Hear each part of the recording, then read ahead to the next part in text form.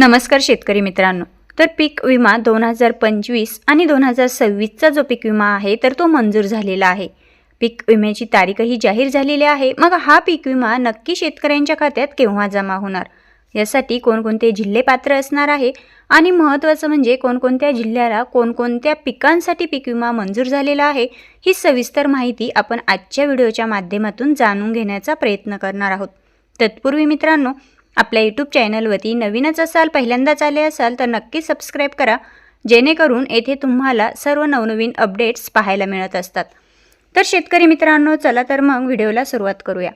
तर शेतकरी मित्रांनो, नक्कीच 2025 आणि 2026चा जो पीक विमा आहे तर हा पीक विमा हेक्टरी 17,500 रुपये असा मंजूर झालेला आहे आणि याबद्दलची माहिती स्वतः माननीय मुख्यमंत्री देवेंद्र फडणवीस साहेब यांच्या माध्यमातून देण्यात आलेले आहे।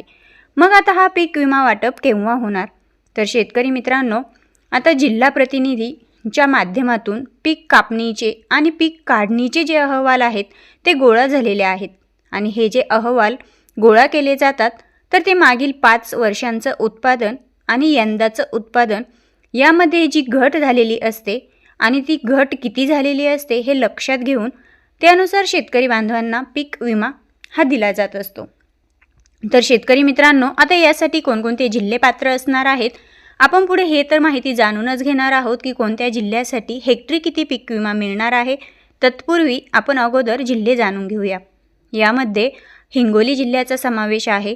हिंगोली जिल्ह्यानंतर परभणी जिल्हा, लातूर जिल्हा, धाराशिव जिल्हा, नांदेड जिल्हा, बीड, छत्रपती संभाजीनगर, जालना, सिंधुदुर्ग, रत्नागिरी, कोल्हापूर, ठाणे, रायगड, त्यानंतर सातारा जिल्हा असेल, सांगली जिल्हा असेल, धुळे जिल्हा, पालघर जिल्हा, गडचिरोली जिल्हा, त्यानंतर भंडारा जिल्ह्याचाही समावेश आहे। पुणे जिल्हा आहे, नंदुरबार, चंद्रपूर, नागपूर, सांगली, सातारा, वर्धा, वाशिम, अकोला, यवतमाळ, बुलढाणा, अमरावती याही जिल्ह्यांचा समावेश असणार आहे।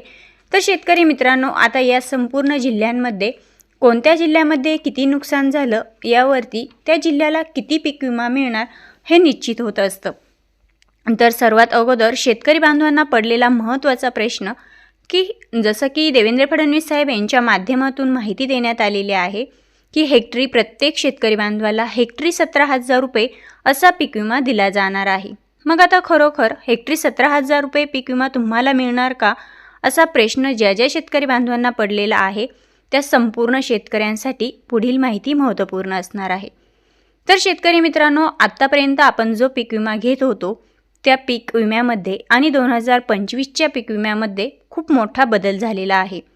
आत्तापर्यंत आपण 2 ते 3 ट्रिगरच्या सहाय्याने पीक विमा आपल्याला मिळत होता, परंतु 2025मध्ये आपल्याला फक्त आणि फक्त एकाच ट्रिगरवरती पीक विमा हा दिला जाणार आहे। आता हा जो ट्रिगर आहे तो यामध्ये फक्त आणि फक्त पीक काढणीचाच ट्रिगर लागू असणार आहे।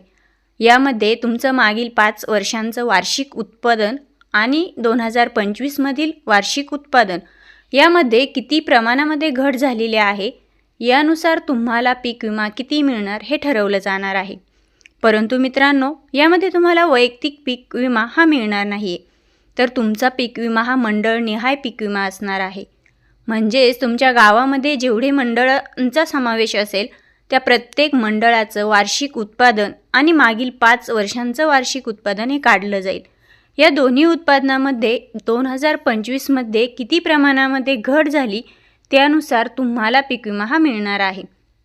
म्हणजेच येथे तुम्हाला जो पडलेला प्रश्न आहे की देवेंद्र फडणवीस साहेब यांच्या माध्यमातून जी माहिती देण्यात आलेली आहे की हेक्टरी 17,000 रुपये प्रति शेतकरी बांधवाला पीक विमा मिळणार आहे, मग तो मिळणार का, तर अजिबात नाही। देवेंद्र फडणवीस साहेब यांनी जरी सांगितलेलं असेल की हेक्टरी 17,000 रुपये पीक विमा हा प्रति शेतकरी बांधवांना मिळणार आहे, परंतु शेतकरी मित्रांनो, तुम्ही या संभ्रमात अजिबात राहायचं नाही आहे, कारण प्रत्येक शेतकरी बांधवाला हेक्टरी 17,000 रुपये पीक विमा हा मिळणारच नाही आहे। तर तुम्हाला तुमच्या मंडळनिहाय पीक विमा जेवढं तुमचं नुकसान झालेलं आहे त्याच्या सरासरीमधून पीक विमा मिळणार आहे।